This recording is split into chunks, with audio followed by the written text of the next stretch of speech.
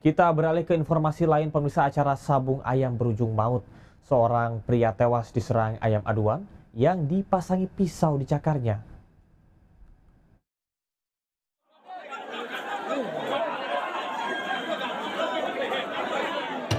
Sejumlah warga di arena sabung ayam di kawasan Jalan Sukasati, Denpasar heboh saat mengevakuasi korban Inenga S yang mengalami sejumlah luka.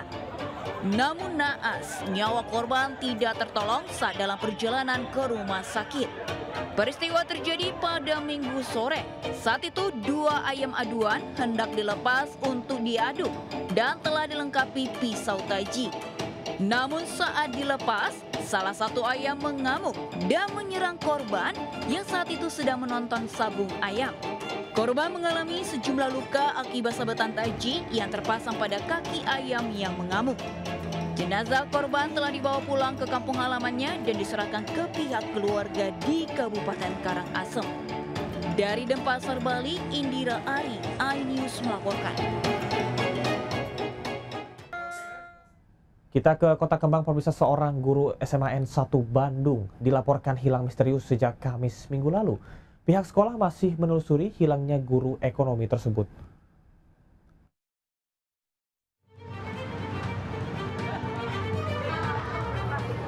Inilah sosok guru ekonomi SMA N1 Bandung bernama Ardi Ricardiansyah yang hilang sejak hari Kamis minggu lalu.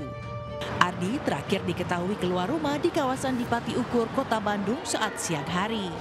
Hilangnya sang guru pertama kali disadari pihak sekolah setelah tidak bisa dihubungi seperti biasa.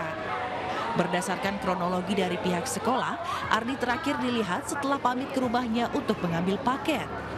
Setelah itu, pihak keluarga mengabarkan pihak sekolah bahwa Ardi menghilang.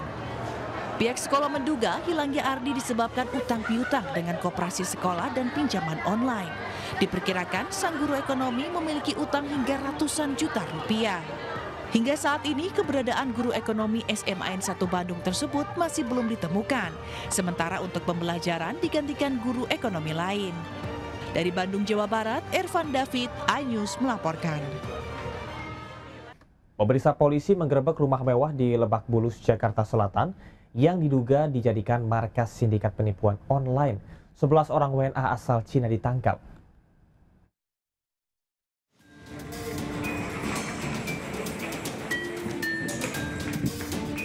Satuan Reskrim Polres Metro Jakarta Selatan menggerebek sebuah rumah mewah berlantai 2 di Jalan Pertanian, Lebak Bulus.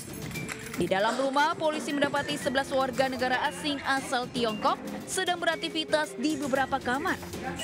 Polisi juga menemukan sejumlah perangkat elektronik, komputer, dan ponsel yang diduga digunakan untuk penipuan.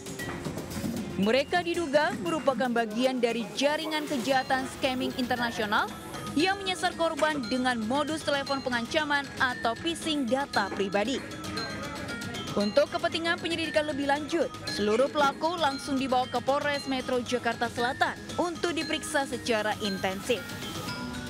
Polisi juga masih mendalami peran masing-masing pelaku, serta kemungkinan adanya jaringan yang lebih luas. Dari Jakarta, Rizky Voluvi, iNews melaporkan.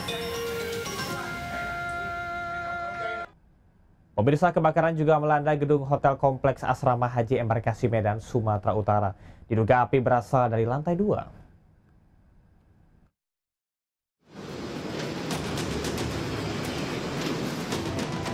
Api berkobar melahap bagian tengah gedung Hotel Madinah Al Munawaroh di Kompleks Asrama Haji Embarkasi Medan, Sumatera Utara. Api diduga berasal dari lantai 2 yang merupakan aula utama.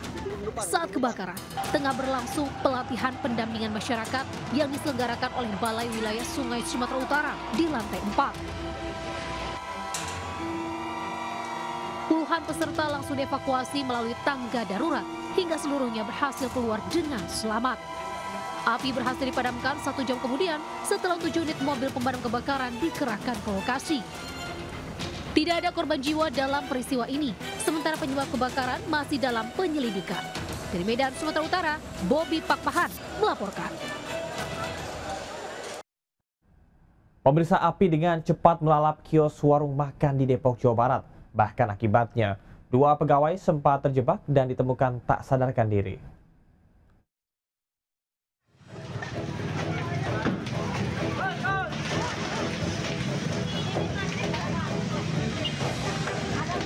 Kebakaran hebat melanda satu kios warung makan di Jalan Nusantara, Beji, Depok, Jawa Barat. Petugas sempat kesulitan memadamkan api lantaran lokasi yang sempit dan warga yang berkerumun.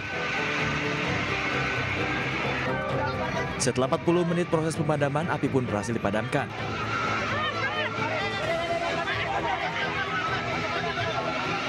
Diketahui pada insiden ini 2 orang pegawai terjebak di dalam dan langsung dievakuasi petugas. Keduanya ditemukan tak sadarkan diri dan memerlukan bantuan oksigen. Para korban pun langsung dibawa ke rumah sakit untuk mendapatkan pertolongan medis. Dari Depok, Jawa Barat, Yung Rizky, A-News melaporkan. Sebuah truk tronton bermuatan tanah terguling hingga menimpa mobil mewah di gerbang tol exit Karawang Barat, Jawa Barat. Akibat kejadian itu pengemudi truk terluka dan dilarikan ke rumah sakit.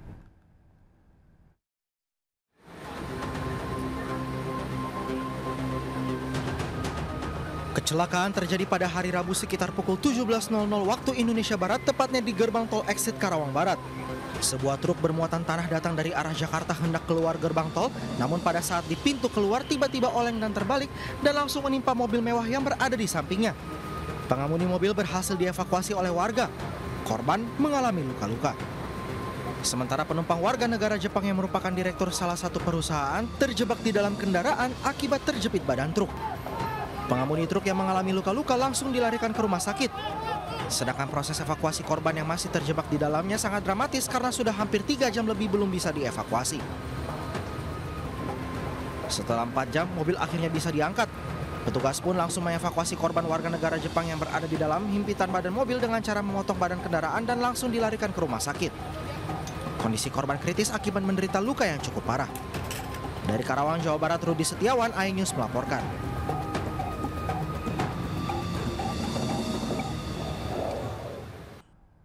Sopir truk menjadi korban pemalakan preman di Tanah Abang, Jakarta Pusat. Tak butuh waktu lama, polisi mengamankan pelaku yang tengah terlelap di rumah kontrakannya. Kita ini ada kawalan, Bos. Nih, buktinya ini, si abang ini. Seorang sopir truk dipelak oleh seorang preman saat tengah melintas di Jalan Kebon Melati, Tanah Abang, Jakarta Pusat. 100.000 kan? Ya udah. Nih bang, kita tahu beres ya. Sang sopir sengaja merekam aksi pemalakan sebagai bukti untuk atasannya, di mana harus memberikan uang sebesar Rp100.000 sebagai jasa pengamanan dengan bukti selembar kwitansi.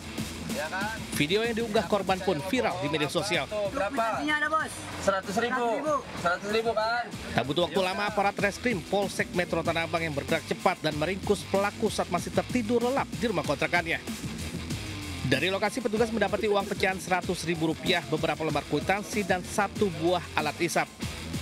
Kepala penyidik pelaku mengaku sudah 3 kali melakukan pemalakan dengan modus memberikan jasa pengamanan. Uang hasil kejahatannya digunakan pelaku untuk membeli narkoba. Akibat perbuatan pelaku dijerat dengan pasal 368 KUHP tentang pemerasan dengan ancaman hukuman 9 tahun penjara. Dari Jakarta, Rani Sanjaya, A-News melaporkan.